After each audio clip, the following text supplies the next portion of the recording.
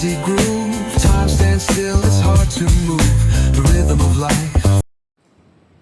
નમસ્કાર વિદ્યાર્થી મિત્રો, આજે આપણે એક વિજ્ઞાનના પેપરની ખૂબ જ અગત્યની એવી 1 માર્કની સિરીઝ શરૂ કરવા જઈ રહ્યા છીએ, જેની અંદર હું તમને રસાયણ ઉપર રાજ કરતા શીખવાડીશ. એટલે કે 6 માસિક પરીક્ષાની અંદર રસાયણ વિજ્ઞાનમાં ખૂબ જ ઉપયોગી એવા 1 માર્કની તમને ચર્ચા કરાવવા જઈ રહ્યો છું. તો આપ સૌ વિદ્યાર્થી મિત્રો આ 1 માર્કને એકદમ ધ્યાનથી જોશે, વ્યવસ્થિત તૈયાર કરશે અને પાકા કરવાનો પ્રયત્ન કરશે. તો કોઈ પણ જાતનો સમય બગાડ્યા વગર તમે આપણી ચેનલ ઉપર નવા છો તો ચેનલને સબસ્ક્રાઇબ કરી લો, વિડીયોને લાઈક કરી દો અને સરસ મજાની કમેન્ટ કરી વિડીયોની કરીએ શરૂઆત. શું કહેવા માંગે છે question number 1? Bare knuckle truth, raw and refined. Every line's a pulse from a vivid mind. Question number 1 છે કે લેડ નાઇટ્રેટને ગરમ કરવાથી નીચેનામાંથી કયા વાયુઓની જોડ ઉત્પન્ન થશે? આપણે લેડ નાઇટ્રેટને ગરમ કરવો છે તો NO+O2, NO2+O2, NO3+O2 કે N2O+O2. તો જ્યારે પણ લેડ નાઇટ્રેટને ગરમ કરવામાં આવે ત્યારે એની અંદરથી કયા વાયુની જોડ ઉત્પન્ન થાય? NO2+O2. કોલસાનું સળગવું એ કયા પ્રકારની પ્રક્રિયા છે? તો કોલસાના સળગવાની વાત કરીએ તો વિસ્થાપન છે, વિઘટન છે, દ્વિવિસ્થાપન છે કે પછી સંયોગીકરણ છે? હવે કોલસાનું સળગવું એટલે કહેવાય C+O2 gives to CO2. તો આની અંદર જોઈએ તો પ્રક્રિયક તરીકે બે વસ્તુ છે પણ નિપજ તરીકે એક જ છે. તો જ્યારે અનેકમાંથી એક ધાતુ હોય તો આવી પ્રક્રિયા એટલે સંયોગીકરણની પ્રક્રિયા. કેવી પ્રક્રિયા? સંયોગીકરણ. નેક્સ્ટ વાત કરીએ ક્વેશ્ચન નંબર 3 કે બટાકાની ચિપ્સના પેકિંગમાં ઓક્સિડેશન થતું અટકાવવા માટે પ્લાસ્ટિકની બેગમાં કયો નિષ્ક્રિય વાયુ છે એ ભરવામાં આવે છે? તો બટેકાની ચિપ્સનું પેકિંગ કરીએ અને એનું ઓક્સિડેશન ન થાય એટલે આપણે ઓક્સિજન તો ભરવાનું નથી, કારણ કે એના લીધે તેનું ઓક્સિડેશન થાય.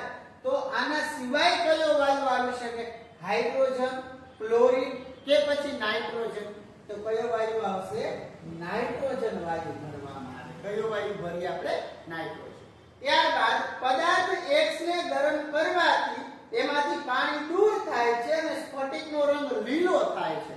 તો આ પદાર્થ છે એ કયો હશે? તો આ પદાર્થ છે એ થશે તમારે FeSO4. ત્યારબાદ એક બીજો ક્વેશ્ચન જોઈએ તો નીચે આપેલી પ્રક્રિયા માટે ખોટું વિધાન કયું છે? હવે આ પ્રક્રિયાને આપણે સમજીએ તો શું કહેવા માંગે છે કે આ PbO માંથી Pb થાય છે એટલે ઓક્સિજન ઓછો થયો. તો જે રાસાયણિક પ્રક્રિયામાં ઓક્સિજન દૂર થાય એને કેવી પ્રક્રિયા કહેવાય? રિડક્શન પ્રક્રિયા કહેવાય. અને કાર્બન છે એ ઓક્સિજન મેળવી અને કાર્બન ડાયોક્સાઇડ બનાવે છે તો આ પ્રક્રિયા કેવી થઈ? ઓક્સિડેશન. હવે આપણે આની અંદર જોઈએ કે શું સાચું છે અને શું ખોટું છે. એમ લખ્યું છે કે લેડ રિડક્શન પામે છે. રિડક્શન પામે એ વાત સાચી, પણ લેડ રિડક્શન નથી પામતો. કોણ રિડક્શન પામે છે? Lead oxide. એટલે પહેલું વિધાન ખોટું. પછી કાર્બન CO2, અહીંયા આવશે CO2. CO2 ઓક્સિડેશન પામે છે તો એ વસ્તુ ખોટી છે, કારણ કે કાર્બન માંથી કાર્બન ડાયોક્સાઇડ બને છે એટલે કાર્બન ઓક્સિડેશન પામે છે, કાર્બન ડાયોક્સાઇડ નહીં. એના પછી છે કાર્બન છે એ ઓક્સિડેશન પામે છે તો એ સાચું છે. લેડ ઓક્સાઇડ રિડક્શન પામે છે એ સાચું છે. આપણે કયા વિધાન શોધવાના છે કે આની અંદર ખોટું હોય એવા? તો ખોટા વિધાનમાં કયા આવ્યા? પહેલું અને બીજું. ત્યારબાદ વાત કરીએ ક્વેશ્ચન નંબર 6 ની. તો CuO plus H2 શું આપ્યું છે CuO plus H2 gives to Cu plus H2O નીચેનામાંથી કયો વિકલ્પ ખોટો છે તો વિકલ્પ ખોટાની વાત કરીએ તો અહીં લખ્યું છે CuO plus H2 gives to Cu plus H2 તો આ પ્રક્રિયા વિઘટન છે ઈ કેવો વિકલ્પ થશે ખોટો કારણ કે સંયોગીકરણ પ્રક્રિયા અને વિઘટન પ્રક્રિયા આ બંને એકબીજાથી વિરુદ્ધ થાય હવે વિઘટન એટલે શું થાય કે એકની અંદરથી ઘણા બધા બનતા હોય પણ આમાં એકમાંથી ઘણા નથી બનતા એટલે આ વિધાન ખોટું થશે હોય ફેરસ સલ્ફેટ ખૂબ ગરમ કરવાથી કયા વાયુની જોડ ઉત્પન્ન કરશે જ્યારે પણ ફેરસ સલ્ફેટને ગરમ કરવામાં આવે ત્યારે એની અંદરથી કયા વાયુની જોડ બને છે SO2 અને SO3 નેક્સ્ટ વાત કરીએ આપણે ક્વેશ્ચન નંબર 8 ની શું લખ્યો છે ક્વેશ્ચન જોશું તો એક ચળકતા કથાઈ રંગના તત્વને હવામાં ગરમ કરતા તે કાળા રંગનું બને છે તો ઈ કાળા રંગનો પદાર્થ છે ઈ કયો હશે શું કીધું છે કે એક કથાઈ રંગના તત્વને ગરમ કરવામાં આવે છે હવે કથાઈ રંગના તત્વને ગરમ કરી અને ઈ કાળા રંગનો પદાર્થ બનાવે છે તો પછી ઈ કાળા રંગનો પદાર્થ કયો હશે તો કે Fe3O4 સોરી શું આવશે CuO આની સૂર્યપ્રકાશમાં સફેદ સિલ્વર ક્લોરાઇડનું રૂપાંતર રાખોડી રંગના પદાર્થમાં થાય છે તો આ રાખોડી રંગ છે ઈ કયા પદાર્થને લીધે છે તો આ રાખોડી રંગ થવા પાછળનું કારણ શું છે એની અંદર આવેલું સિલ્વર એટલે કે H ત્યારબાદ આપણે ચર્ચા કરીએ તો ક્વેશ્ચન નંબર 10 ની શું કીધું છે ક્વેશ્ચન નંબર 10 માં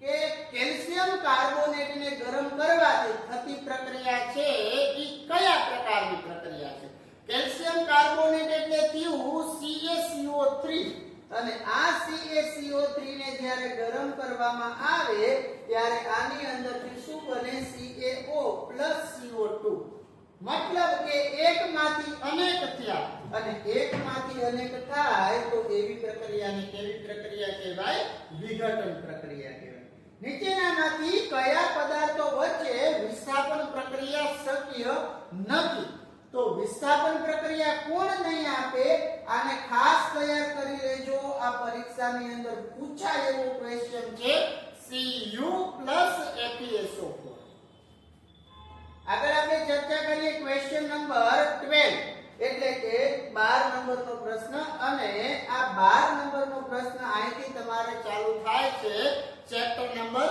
2 ના ગણના જો વિદ્યાર્થી મિત્રો હું તમને આ વિજ્ઞાન વિષયના જે વનમાર્ગ છે ઈ 3 સેશનમાં સોલ્વ કરાવીશ એક આખું રસાયણ વિજ્ઞાન એક છે એના પછી ભૌતિક વિજ્ઞાન એક છે જીવ વિજ્ઞાન આ ત્રણેય વસ્તુ તમારે પ્રોપર વેમાં ક્લિયર થઈ જશે ત્યારબાદ હું તમને વિજ્ઞાન અને ટેકનોલોજીના એટલે કે વિજ્ઞાન વિષયના 6 માસિક પરીક્ષાની અંદર પૂછાઈ શકે એવા ખૂબ જ સરસ મજાના પ્રશ્નોની એક બેંક બનાવી દઈશ મતલબ કે વિજ્ઞાન વિષયની એક ક્વેશ્ચન બેંક આપીશ અને પરીક્ષા નજીક આવે ત્યારે તમને એક આ બધાયમાંથી ખૂબ જ સરસ મજાના બનાવેલા એક MCQ એટલે કે એનો એક સરસ મજાનો વિડિયો બનાવીશ તો તમે 6 માસિક પરીક્ષાની તૈયારી કરતા હોય તો આપણી આ ચેનલ સાથે જોડાયેલા રહેજો તમને દરેકે દરેક વિષયને લગતું ખૂબ જ સરસ મજાનું મટીરીયલ અહીંથી પ્રોવાઈડ થશે એટલે રેગ્યુલર એક વિડિયો આપણો આવે એને ડે ટુ ડે વોચ કરવાનું રાખજો તમારા 6 માસિક પરીક્ષાનું રિઝલ્ટ ઘણું સરસ આવશે જોઈએ ક્વેશ્ચન નંબર 12 કે નીચેનામાંથી કયો કૃત્રિમ સૂચક છે કૃત્રિમ એટલે આપણે બનાવેલો તો આપણે બનાવેલા સૂચકની વાત કરીએ તો એવું કોણ છે ફિનોલ્ફથેલિન અને એક આવે મિથાઇલ ઓરેન્જ આ બંને કૃત્રિમ કહેવાય બેઝ સાથે ફિનોલ્ફથેલિનનું દ્રાવણ છે ઈ કેવો રંગ આપશે તો બેઝ સાથે ફિનોલ્ફથેલિનના દ્રાવણનો રંગ હંમેશા કેવો હોય ગુલાબી આગળ આપણે ચર્ચા કરીએ તો ક્વેશ્ચન નંબર 14 કે મિથાઇલ ઓરેન્જ નું દ્રાવણ મંદ HCl સાથે કેવો રંગ આપે. હવે મિથાઇલ ઓરેન્જ ની વાત કરીએ તો એ મંદ HCl સાથે તમને લાલ રંગ આપે. કેવો રંગ આપે? લાલ. એવી જ રીતે નીચેનામાંથી કોણ ઘ્રાણેન્દ્રિય સૂચક તરીકે વપરાય? અને ઘ્રાણેન્દ્રિય સૂચકની વાત કરીએ તો આની અંદર ચાર વસ્તુ છે કે લિટમસ નું દ્રાવણ, મિથાઇલ ઓરેન્જ, વેનિલા અર્ક કે પછી હળદર. હવે ઘ્રાણેન્દ્રિય સૂચક એટલે કેવા સૂચક? કે એવા સૂચક કે એસિડ અથવા તો બેઝની હાજરીમાં પોતાની વાસ બદલતા હોય. તો એસિડ અથવા તો બેઝની હાજરીમાં પોતાની વાસ બદલે એવું કોણ? વેનિલા. એક આવે લવિંગનું તેલ, વેનિલા અર્ક. આ બંને કેવા છે? ઘ્રાણેન્દ્રિય સૂચકો છે. હવે વાત કરીએ ક્વેશ્ચન નંબર 16 ની તો કે કઈ ધાતુ છે ઈ મંદ HCl સાથે હાઇડ્રોજન વાયુ મુક્ત કરતી નથી. હવે મંદ HCl સાથે હાઇડ્રોજન ન આપે એવી ધાતુની વાત કરીએ તો ઈ ધાતુ એટલે શું થશે? કોપર. કારણ કે કોપર છે ઈ HCl ભેગે પ્રક્રિયા કરતી નથી. Na2O કયા પ્રકારનો ઓક્સાઇડ છે? Na એટલે સોડિયમ. હવે સોડિયમ એટલે ધાતુ થઈ ગઈ. તો ધાતુના ઓક્સાઇડ હંમેશા કેવા હોય? બેઝિક હોય. આ વસ્તુ ખાસ યાદ રાખવાની. ધાતુના ઓક્સાઇડ બેઝિક હોય અને અધાતુના ઓક્સાઇડ છે એ કેવા હોય? એસિડિક હોય. વાત કરીએ ક્વેશ્ચન નંબર 18 ની તો શું કીધું છે ક્વેશ્ચન નંબર 18 માં તમને કે દ્રાવણની બેઝિક વર્તણૂક માટે જવાબદાર આયન કયો? હવે એસિડ માટે જવાબદાર આયન છે H+ છે. એવી જ રીતે બેઝ માટે જવાબદાર આયનની વાત કરીએ તો એના માટે કોણ આવે? OH-. પછી એસિડ વર્ષામાં વરસાદના પાણીની pH કેટલી હોય? તો જ્યારે પણ એસિડ વરસાદ થાય ત્યારે વરસાદના પાણીની pH છે એ હંમેશા 5.6 કરતા ઓછી હોય. અને આ વિકલ્પ સમજાવતા એક વસ્તુ તમને હું ચોક્કસ કહીશ કે ચેપ્ટર નંબર 2 ની અંદર pH ની જે ઉપયોગિતા છે એના 5 પોઈન્ટ પરીક્ષામાં તૈયાર કરી નાખજો. તમને કોઈ પણ પોઈન્ટ પરીક્ષામાં 100% પૂછવામાં આવશે અને તમને એમાંથી ચોક્કસ એક ક્વેશ્ચન હશે. એટલે pH ની ઉપયોગિતા ભૂલાય નહીં. નેક્સ્ટ એનાથી આગળ આપણે ચર્ચા કરીએ તો તમને આવે છે ક્વેશ્ચન નંબર 20 કે અપચાના ઉપચાર માટે કઈ પ્રકારની દવાનો ઉપયોગ કરવામાં આવે છે? તો જ્યારે પણ અપચાના ઉપચારની વાત થાય, અપચો એટલે આપણે જે ખોરાક ખાધો છે એ ખોરાક પચતો ન હોય તો એના માટે આપણે કેવી દવાનો ઉપયોગ કરીએ છીએ? તો એના માટે આવે એન્ટાસિડ દવાનો ઉપયોગ થાય. કેનો થાય? એન્ટાસિડ. પછી એક દ્રાવણ લિટમસ પેપરને ભૂરું બનાવે છે તો એની pH કેટલી? હવે આવા ક્વેશ્ચન છે પરીક્ષામાં આવશે જ. 100% તૈયાર કરજો અને આને સોલ્વ કરવા માટેની રીત બહુ સરળ છે. તમને જેટલા ઓપ્શન આપ્યા હોય એમાંથી જોઈ લેવાનું 7 થી વધારે વાળા કેટલા છે અને 7 થી ઓછા વાળા કેટલા છે. આમાંથી જે અલગ પડે એ તમારો જવાબ. અને આમાં અલગ કોણ પડ્યું? 10. બાકી આનો નિયમ એવો છે કે જેની pH 7 કરતા ઓછી હોય ઈ દ્રાવણ એસિડિક હોય, જેની pH 7 કરતા વધારે હોય ઈ દ્રાવણ બેઝિક હોય અને જેની pH એક્ઝેક્ટ 7 હોય એને કેવું દ્રાવણ કહેવાય? તટસ્થ દ્રાવણ. ક્વેશ્ચન નંબર 21 પછી આપણે વાત કરીએ 22 ની તો 22 નંબરનો ક્વેશ્ચન બહુ જ સરસ છે કે acid plus base gives to. હવે એસિડ અને બેઝ વચ્ચે પ્રક્રિયા થાય ત્યારે આપણને હંમેશા શું મળતું હોય છે? તો ક્ષાર અને પાણી મળે. શું મળે? ક્ષાર અને પાણી. કારણ કે એસિડ અને બેઝ વચ્ચેની જે પ્રક્રિયા છે એ પ્રક્રિયા કયા નામે ઓળખાય છે? તો કે તટસ્થીકરણના નામે. એના પછી વાત કરીએ ક્વેશ્ચન નંબર 23 કે ચૂનાના નીતરિયા પાણીમાં કયો વાયુ પસાર કરવામાં આવે? તો CaCO3 ના સફેદ રંગના અવક્ષેપ ઉત્પન્ન થાય. તો જ્યારે ચૂનાના નીતરિયા પાણીમાં કાર્બન ડાયોક્સાઇડ વાયુ પસાર કરવામાં આવે ત્યારે એની અંદરથી સફેદ અવક્ષેપ ઉત્પન્ન થતા હોય છે. વાત કરીએ ક્વેશ્ચન નંબર 24 ની, તો નીચેનામાંથી કયો નિર્બળ એસિડ છે? આવા ક્વેશ્ચન પણ પરીક્ષાની અંદર તમને પૂછાતા હોય છે. નિર્બળ એસિડ કયો, પ્રબળ એસિડ કયો? તો આની અંદર રહેલો જે એસિડિક એસિડ છે એ કેવો એસિડ છે? નિર્બળ છે.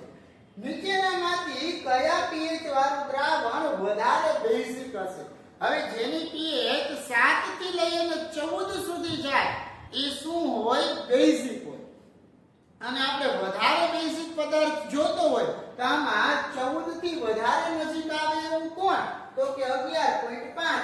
તો જેની pH 11.5 હોય એ દ્રાવણ કેવું થશે? વધારે બેઝિક. નેક્સ્ટ વાત કરીએ ક્વેશ્ચન નંબર 26 ની, તો શું કીધું છે 26 નંબરના પ્રશ્નમાં કે નીચેના પૈકી કેમાં સાઇટ્રિક એસિડ રહેલો છે? હવે સાઇટ્રિક એસિડ ની વાત કરે તો આ એસિડ વાળા ક્વેશ્ચન છે એ ખાસ તૈયાર કરજો. લીંબુમાં, આંબલીમાં, ટમેટામાં કે દહીંમાં? જો દહીંની વાત કરીએ ને તો દહીંની અંદર આવે લેક્ટિક એસિડ. એક સરસ મજાનું એસિડનું કોષ્ટક છે એ પાકું કરજો, આવશે. ટમેટામાં કયો એસિડ આવે? તો કે ટાર્ટરિક એસિડ. અને આંબલીમાં આવે આંબલી ખાટા એસિડની વાત આવે છે. અને લીંબુમાં આવશે સાઇટ્રિક એસિડ. એક આંબલી વાળો મને અત્યારે મગજમાં નથી આવતો, પણ સાઇટ્રિક એસિડ કેની અંદર આવશે? લીંબુની અંદર આવશે.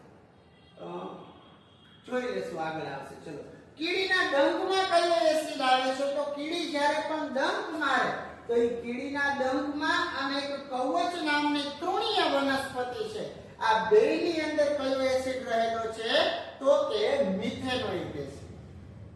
નેક્સ્ટ વાત કરશું આપણે ક્વેશ્ચન નંબર 28 ની, અને ક્વેશ્ચન નંબર 28 ની અંદર આવશે પહેલો પોઈન્ટ શું આપ્યો છે? ટમેટાની અંદર કયો એસિડ હોય? તો હમણાં જ મેં તમને વાત કરી કે ટમેટામાં કયો એસિડ આવશે? ઓક્સેલિક એસિડ. અપચાના ઉપચાર માટે કયો પદાર્થ વપરાય છે? તો અપચાના ઉપચારની વાત કરીએ તો એની અંદર કોનો ઉપયોગ કરવામાં આવે છે? Magnesium hydroxide. ક્વેશ્ચન નંબર 29 પછી વાત કરીએ 30, અને 30 નંબરનો ક્વેશ્ચન જોશું તો શું કીધું છે અહીંયા આપણને કે સોડિયમ ક્લોરાઇડના જલીય દ્રાવણમાંથી વિદ્યુત પસાર કરતા એનોડ ઉપર અને કેથોડ ઉપર કયા વાયુ ઉત્પન્ન થાય? તો સોડિયમ ક્લોરાઇડના જલીય દ્રાવણની વાત કરીએ ત્યારે એનોડ ઉપર ક્લોરીન વાયુ અને કેથોડ ઉપર હાઇડ્રોજન વાયુ ઉત્પન્ન થાય છે. એવી જ રીતે ક્વેશ્ચન નંબર 31 આપ્યો છે કે બેડમિન્ટનની રમતમાં સાનિયા નેહવાલ છે એ બ્રોન્ઝ મેડલ જીતે છે, તો એ બ્રોન્ઝ મેડલ છે એ કઈ ધાતુનું બનેલું છે?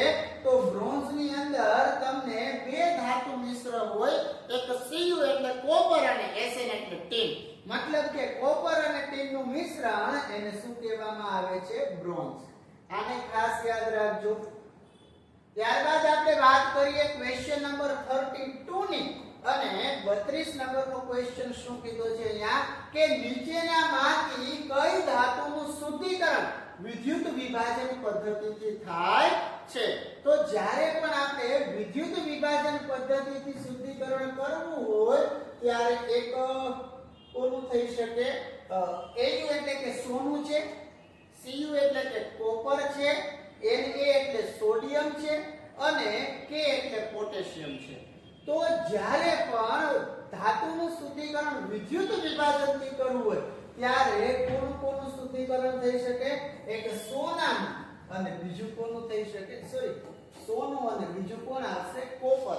આ બે વસ્તુનું શુદ્ધિકરણ છે એ વિદ્યુત વિભાજનીય રિડક્શન પદ્ધતિથી થાય છે.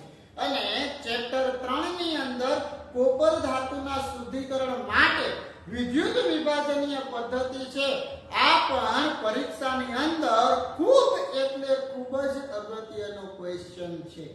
ત્યારબાદ ચર્ચા કરીએ કે કઈ ધાતુમાં તણાવપણાનો ગુણ સૌથી વધારે જોવા મળે છે. તો તણાવપણાનો ગુણ છે એ સોનાની અંદર એકદમ વધારે જોવા મળે છે.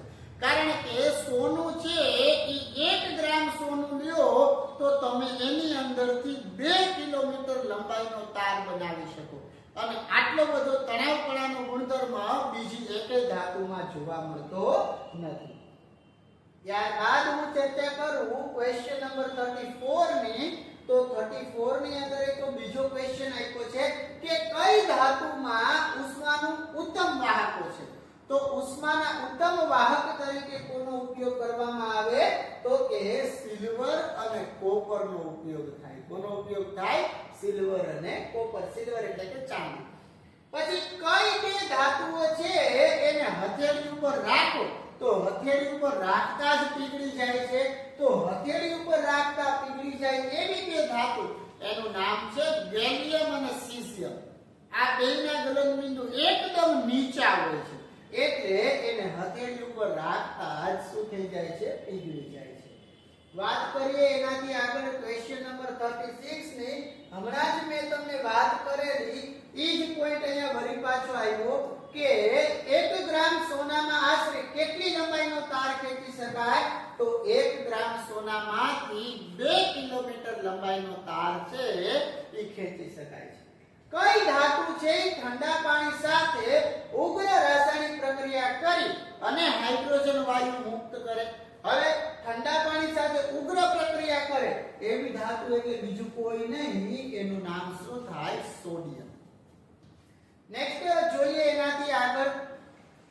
તો ક્વેશ્ચન નંબર 38 શું છે કે કઈ અધાતુ ચળકાટ ધરાવે છે? જો ધાતુ તો બધી ચળકાટ ધરાવતી જ હોય પણ કઈ અધાતુ ચળકાટ ધરાવે છે?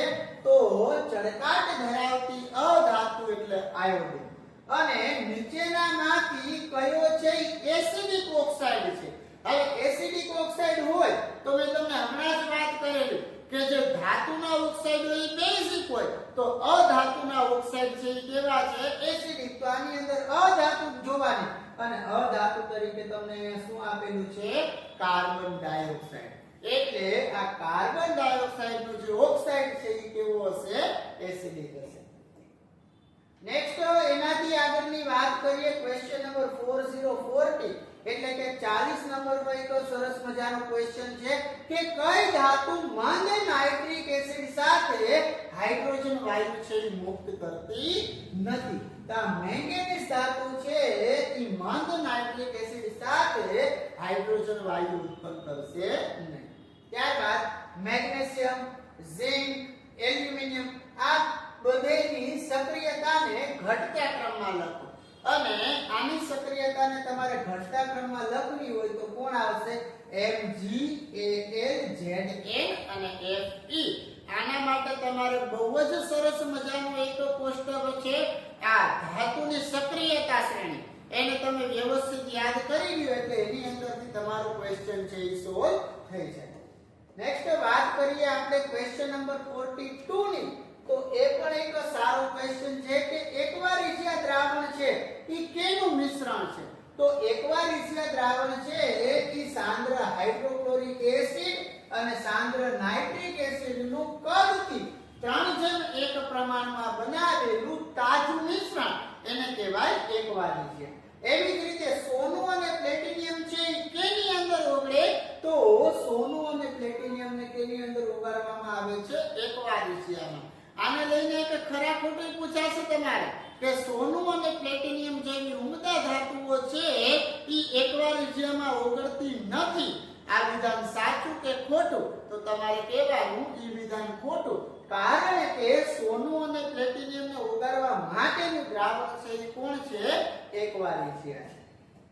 43 થી આપણે આગળ જોઈએ તો નેક્સ્ટ ક્વેશ્ચન આવે છે 44 એટલે કે 44 અને એના ક્વેશ્ચનમાં લખ્યું છે કે ભુંજન પ્રક્રિયા કઈ છે? હવે ભુંજન પ્રક્રિયા એટલે જે સલ્ફાઇડ વાળી ધાતુ છે એને શુદ્ધ કરવા માટે જે પ્રક્રિયા વપરાય એને કહેવાય ભુંજન. અને કાર્બોનેટ વાળી ધાતુ છે એને શુદ્ધ કરવા માટે જે પ્રક્રિયા વપરાય એને કહેવાય કેલ્સિનેશન. આ ચેપ્ટરની અંદર કેલ્સિનેશન અને ભૂંજન આ પણ બહુ સરસ મજાના ક્વેશ્ચન છે, પરીક્ષામાં આવી શકે છે. નીચેના પૈકી કઈ જોડ વિસ્થાપન પ્રક્રિયા આપે છે? અને વિસ્થાપન પ્રક્રિયાની વાત કરીએ તો કોણ આપે તમને? AgNO3 નું દ્રાવણ અને કોપર ધાતુ. આ તમને કેવી પ્રક્રિયા આપશે? વિસ્થાપન પ્રક્રિયા. એનાથી આગળ આપણે વાત કરીએ ક્વેશ્ચન નંબર 46 કે નીચેનામાંથી કેમાં વિસ્થાપન પ્રક્રિયા છે એ શક્ય નથી? હવે શું કીધું છે? વિસ્થાપન પ્રક્રિયા શક્ય નથી તો AgSO4 નું દ્રાવણ અને Ag આની વચ્ચે વિસ્થાપન પ્રક્રિયા શક્ય નથી. અને સોડિયમનો પરમાણ્વીય ક્રમાંક કેટલો છે? તો સોડિયમ છે એ 11 નંબરનું તત્વ છે એટલે એનો પરમાણ્વીય ક્રમાંક કેટલો થાય? 11. બીજી આપણે વાત કરીએ કે 1 માર્ક ની અંદર આપણે MCQ જે સોલ્વ કરીએ છીએ એ MCQ માં આજના દિવસનો એક છેલ્લો ક્વેશ્ચન કે લોખંડના પતરા ઉપર કેનું પડ ચડાવી અને કાટ લાગતું અટકાવી શકાય છે? તો લોખંડના પતરા ઉપર કેનું પડ લગાડવામાં આવે છે? ઝીંકનું પડ લગાડવામાં આવે. અને આ પ્રકારના જે કંઈ પણ લોખંડ હોય એને કેના નામે ઓળખવામાં આવે? ગેલ્વેનાઇઝ્ડ આયર્ન. તો વિદ્યાર્થીઓ આજના આ દિવસની અંદર મેં તમને રસાયણ ઉપર રાજ એટલે કે રસાયણ વિજ્ઞાનના જે 1 માર્કનો જે ટોપિક છે એની અંદર તમને 1 થી લઈ અને 48 જેટલા MCQ સોલ્વ કરાવેલા છે. ત્યારબાદ હવે આપણે આનાથી આગળની વસ્તુની શરૂઆત કરીએ. ટોટલ આપણે રસાયણ ઉપર રાજનો જે સેશન છે એ કેટલા લેક્ચરનો રહેશે? 2 લેક્ચરનો. થોડીક વસ્તુ આની અંદર આવશે તો થોડીક વસ્તુ છે એ બીજા લેક્ચરમાં આવશે.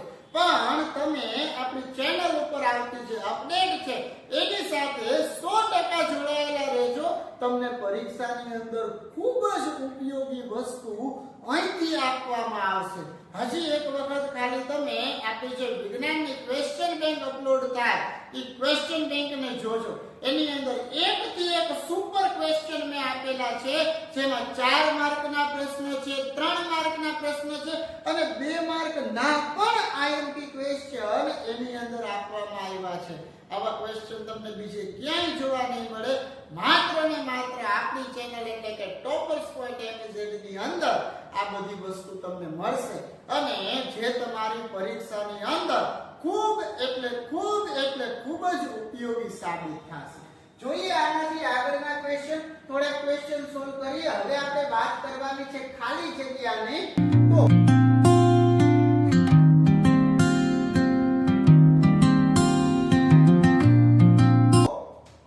ખાલી જગ્યામાં અહીંયા સૌથી પહેલા મને આપેલું છે કે ZnO + C gives to Zn + CO. આમાં રિડક્શન કોનું થાય છે? રિડક્શન થાવું મતલબ કે ઓક્સિજન ઓછો થાવો. તો કોની અંદરથી ઓક્સિજન ઓછો થયો? આ ZnO માંથી. એટલે આપણો જવાબ શું આવશે? ZnO. ત્યારબાદ ક્ષારણની પ્રક્રિયાને લીધે ચાંદી ઉપર કેવા રંગનું સ્તર જોવા મળે છે? તો જ્યારે પણ ક્ષારણની પ્રક્રિયા થાય ત્યારે ચાંદી ઉપર કાળા રંગનું સ્તર જોવા મળે છે. ખાલી જગ્યાની હાજરીમાં AgCl નું વિઘટન થાય છે અને AgCl એટલે કે સિલ્વર ક્લોરાઇડ અને સિલ્વર ક્લોરાઇડ નું વિઘટન કરવા માટે કોનો ઉપયોગ કરવામાં આવે? સૂર્યપ્રકાશનો. પદાર્થ X નું દ્રાવણ છે એ મકાન ધોળવા માટે વપરાય છે. તો પછી પદાર્થ X નું નામ શું? તો એ પદાર્થ X નું નામ થશે કળી ચૂલો. મકાન ધોળવા માટે વપરાય છે મતલબ કે મકાન ઉપર કલર કરવા માટે વપરાય છે. અને એની અંદર સૌથી પહેલા કોનો ઉપયોગ કરવામાં આવે? CaO નો એટલે કે કેલ્શિયમ ઓક્સાઇડ થી જ્યારે પણ કલર કરવામાં આવે ત્યારબાદ 2-3 દિવસ રહી અને એની ઉપર ધાત્વીય ચમક આવે, એક અલગ જ જાતની વ્હાઇટ કલરની, અને એના દ્વારા જે બનતો પદાર્થ છે એને કહેવાય CaCO3. પણ અત્યારે આપણે મકાન ધોળવા માટેની વાત છે તો એની અંદર શું આવશે? કળી ચૂનો. પછી પાણીના વિદ્યુત વિભાજન દરમિયાન હાઇડ્રોજન અને ઓક્સિજનનું કદથી પ્રમાણ કેટલું છે? જો પાણીની વાત કરીએ તો પાણીમાં શું હોય? H2 અને ઓક્સિજનની વાત કરીએ તો O. તો પછી હાઇડ્રોજન ડબલ અને ઓક્સિજન 1, તો પછી અહીંયા શું આવે જવાબમાં 2 નેક્સ્ટ FeSO4 ના સ્ફટિકનો રંગ કેવો હોય છે? તો આ FeSO4 ના સ્ફટિકનો રંગ થશે લીલો. આવા ચેપ્ટર 1 ની અંદર ઘણા બધા પદાર્થો છે, એના રંગ યાદ રાખજો. એકાદો પદાર્થ તમને પરીક્ષાની અંદર રંગવાળો પણ પૂછાઈ શકે. એટલે FeSO4 ના સ્ફટિકનો રંગ કેવો આવશે? લીલો. ત્યારબાદ આપણે વાત કરીએ છીએ ક્વેશ્ચન નંબર 7 ની, અને ક્વેશ્ચન નંબર 7 ની અંદર મને કીધેલું છે કે CuSO4 ના સ્ફટિકનો રંગ કેવો હોય? CuSO4 એટલે કોપર સલ્ફેટ, અને કોપર સલ્ફેટ છે એ કેવા રંગનું હોય? વાદળી રંગનું. ખાલી જગ્યા ધાતુ હવામાં ખુલ્લી રાખવાથી એના ઉપર લીલા રંગનું સ્તર જોવા મળે છે. તો લીલા રંગના સ્તર વાળું બીજું કોઈ નહીં, એ કોણ છે? કોપર છે. પછી CaCO3 gives to CaO plus CO2. આ કેવી પ્રક્રિયા છે? તો અહીંયા જોશું આપણે તો એક જ પ્રક્રિયા કરતો પણ એમાંથી અનેક નિપજો મળી. જ્યારે એકમાંથી અનેક થાય ત્યારની જે પ્રક્રિયા છે એ પ્રક્રિયાને આપણે કેવી પ્રક્રિયા કહીએ છીએ? વિઘટનની પ્રક્રિયા. એક તમારા ચેપ્ટર 1 ના સ્વાધ્યાયની અંદર સરસ મજાનો ક્વેશ્ચન છે કે સંયોગીકરણ એ વિઘટનથી વિરુદ્ધ પ્રક્રિયા છે. આ સમજાવો. એક ખાસ કરજો, 2 માર્કની અંદર પૂછાઈ શકે એવો છે.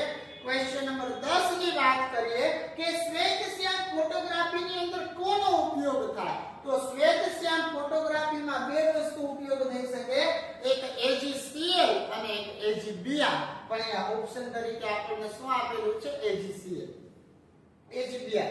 6 ગ્રામ હાઇડ્રોજનનું અધિક ઓક્સિજનની હાજરીમાં દહન થાય છે, તો ઉત્પન્ન થતા પાણીનું કદ છે એ કેટલું થશે? તો કેટલું આવશે? અહીંયા 54 ગ્રામ આવે. કેટલું આવે? 54. ત્યારબાદ વાત કરીએ ક્વેશ્ચન નંબર 12 ની, અને 12 એટલે કે અહીંયા તમારી શરૂઆત થઈ જવી જોઈએ ચેપ્ટર નંબર 2 ની, અને આ ચેપ્ટર 2 ની ખાલી જગ્યાઓ આપણે સોલ્વ કરી, બાકીનું છે એ નેક્સ્ટ લેક્ચરમાં જોશું. શું કીધું છે કે લાઇકેનના નિષ્કર્ષણમાંથી કયો સૂચક છે એ મેળવવામાં આવે છે? તો લાઇકેનના નિષ્કર્ષણમાંથી કોને મેળવવામાં આવે? લિટમસનું દ્રાવણ આપેલ ખાલી જગ્યા પૈકી ઘ્રાણેન્દ્રિય સૂચક નથી, તો આ હળદર છે એ ઘ્રાણેન્દ્રિય સૂચક નથી. ત્યારબાદ ખાલી જગ્યા છે એ નિર્બળ એસિડ છે, નિર્બળ બેઝ છે, અને જો નિર્બળ બેઝની વાત થતી હોય તો એવા નિર્બળ બેઝ 2 આવે. એક આવે NH3 અને બીજો આવે NH4OH. તો પછી અહીંયા નિર્બળ બેઝ કોણ છે? NH4OH. ત્યારબાદ ખાલી જગ્યા પ્રબળ એસિડ છે, તો જો પ્રબળ એસિડની વાત થતી હોય તો કોણ આવે? HNO3. પછી NH4Cl ના જલીય દ્રાવણનું pH નું મૂલ્ય છે એ કેટલું થશે? હવે NH4Cl ના જલીય દ્રાવણની વાત થતી હોય તો એની pH નું મૂલ્ય કેટલું થઈ જાય? 7 કરતા ઓછું. કેમ? કારણ કે આની અંદર કેની વાત કરવામાં આવે છે? NH4 અને Cl, એટલે આની અંદર ઉપયોગ કરવામાં આવતું છે Cl એટલે HCl માંથી આવતું હોય તો એ કેવું છે? પ્રબળ, એટલે આવે 7 કરતા ઓછું. પછી ખાલી જગ્યાની શુષ્ક ફોડેલા ચૂના સાથેની પ્રક્રિયાથી બ્લીચિંગ પાવડર બને છે, અને શુષ્ક ફોડેલા ચૂનાથી બ્લીચિંગ પાવડર બને તો એવું કોણ? ક્લોરીન. આ બ્લીચિંગ પાવડર પણ પરીક્ષામાં કરજો, તમને 3 અથવા 4 માર્કની અંદર કામ આવશે. નેક્સ્ટ વાત કરીએ આપણે ક્વેશ્ચન નંબર 18, અને 18 નંબરનો ક્વેશ્ચન બહુ જ સરસ છે, તો એની જ ચર્ચા કરશું આપણે કે જીપ્સમનું આણ્વીય સૂત્ર શું છે? જીપ્સમ એટલે કે CaSO4.2H2O. આવી જ રીતે તમને પ્લાસ્ટર ઓફ પેરિસ નું પૂછે તો તમારે આ ઓપ્શન લખવાનું CaSO4.5H2O. પછી દહીંની અંદર કયો એસિડ? તો દહીંની અંદર મેં હમણાં જ તમને વાત કરેલી કેવો એસિડ આવે? Lactic acid. અને આંબલીની અંદર કયો એસિડ છે? હમણાં જ ક્વેશ્ચન આવ્યો પણ ત્યારે આપણને યાદ નહોતું, હવે યાદ આવ્યું કે આંબલીની અંદર કયો એસિડ આવે? Tartaric acid. કારણ કે એસિડિક એસિડ આવે ને લેક્ટિક તો દહીંમાં આવી ગયો. પછી લીંબુમાં કયો એસિડ હોય? લીંબુ ખાટું હોય, ખાટા પદાર્થમાં મોટા ભાગે કેવું એસિડ આવે? Citric acid. પછી X તત્વનો પરમાણ્વીય ક્રમાંક 13 છે, પણ અહીંથી ચેપ્ટર નંબર 3 ના 1 માર્ક ચાલુ થતા હશે. આ પેજ ઉપર છે તો આ લઈ લઈએ છીએ કે X તત્વનો પરમાણ્વીય ક્રમાંક 13 છે, તો આ તત્વનો સૌથી નજીકનો નિષ્ક્રિય વાયુ કયો થશે? તો આનાથી સૌથી નજીકનો નિષ્ક્રિય વાયુ કોણ થાય? નિયોન. તો વિદ્યાર્થીઓ, આજે મેં તમને રસાયણ ઉપર રાજના જે 1 માર્ક છે ઈ તમે સુપર મજાના તૈયાર કરી નાખશો, એટલે તમને જે અઘરું લાગતું રસાયણ વિજ્ઞાન છે એ એકદમ રમકડા જેવું લાગવા મળશે.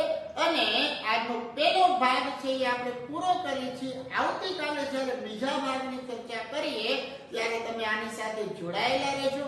તમને ખૂબ અગત્યનું છે એ સાબિત થશે અને પરીક્ષામાં વિજ્ઞાનના 1 માર્ક તમે એકદમ સરળતાથી સોલ્વ કરી શકશો. તો મળીએ આના પછીના લેક્ચરમાં. ત્યાં સુધી આપ સૌ વિદ્યાર્થી મિત્રોને કિશન સરના જય શ્રી કૃષ્ણ.